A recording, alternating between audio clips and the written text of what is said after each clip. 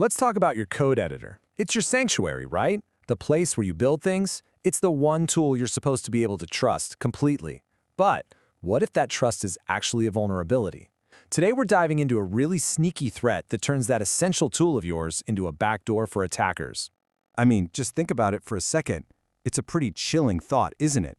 The idea that the very extensions you install to be more productive could be secretly working against you, trying to compromise your entire system, steal your work, or even drain your bank accounts. So yeah, let's get into it. And just to be clear, we're not talking about some theoretical what-if scenario here. This is a real, active campaign that's out there right now, and it just got a whole lot more dangerous. Okay, so the culprit we're dealing with has a name, GlassWorm. It's this persistent malware campaign that's been sneaking into places like the Microsoft Visual Studio Marketplace and the Open VSX registry, and it does this by disguising itself as totally legitimate, helpful VS Code extensions. And its goal is, well, brutally simple. Get inside your development environment and start grabbing everything it can. Credentials, API keys, crypto wallets, you name it. It can even use your machine as a launch pad for other attacks. So how big of a deal is this? Well, in just one recent month, security researchers uncovered at least 72 brand new malicious extensions, all tied back to this one campaign. And they look just like the real thing, mimicking everything from code formatters to helpful AI tools. But here's where the story takes a turn, because this is where it gets really clever. The attackers have found a brand new way to get their malware onto your machine, even after you've looked at an extension and decided it seems safe. This new method, we're calling it the dependency deception. And it's basically a classic bait and switch, but it's been perfectly engineered for the way we build software today. Here's the core idea, and the security firm Socket summed it up perfectly. The attackers release a totally clean, useful tool. They build up trust. And then, in a later update, they turn that trusted tool into a Trojan horse, a delivery vehicle for their malware.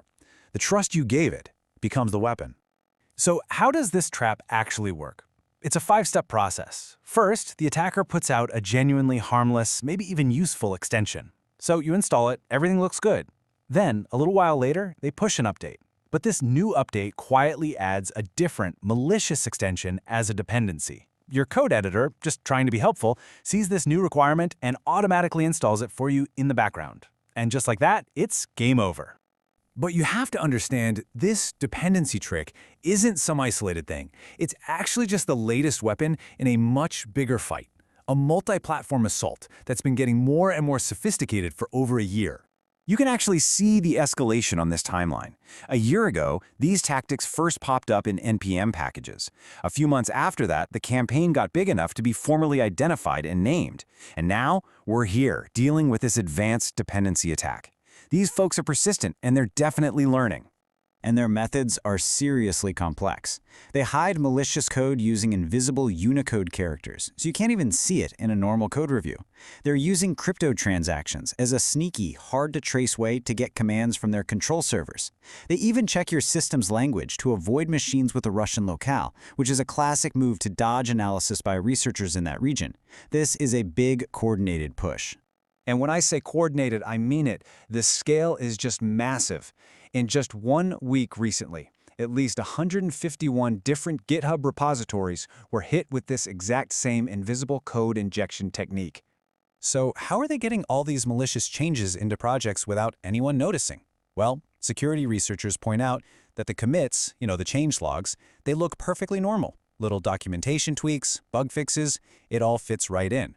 And the unsettling conclusion here is that they're almost certainly using AI to generate convincing cover stories for their attacks. All of this, the dependency deception, the AI-generated commit messages, it really forces us to face a new and pretty uncomfortable reality about what it means to trust the software supply chain. This whole situation is perfectly illustrated by a case called Phantom Raven. See, these malicious packages were discovered and they were scooping up tons of sensitive data. They were published using over 50 different disposable accounts. But when the author got caught, they just claimed it was a security research experiment and swapped out the malicious code with a simple "Hello World." But a security firm named Endor Labs, they weren't buying it. They pointed to 3 huge red flags. The packages collected way more data than any legitimate research would ever need. There was absolutely no transparency with the users, and come on, using dozens of throwaway accounts is classic attacker behavior. The whole "it was just research" excuse, it just doesn't add up. But look, whether it was a real attack or just some incredibly irresponsible research, the Fandom Raven case points to the fundamental danger here. When our software relies on code that's hosted at some remote URL, the person who owns that URL can change the code at any time, silently, instantly altering what runs on your machine without you ever knowing. And really, that leaves us with a final and pretty sobering question. In a world built on shared code and dependencies, if the tool you installed yesterday can become a weapon today without any warning, what does it even mean to trust any of it anymore?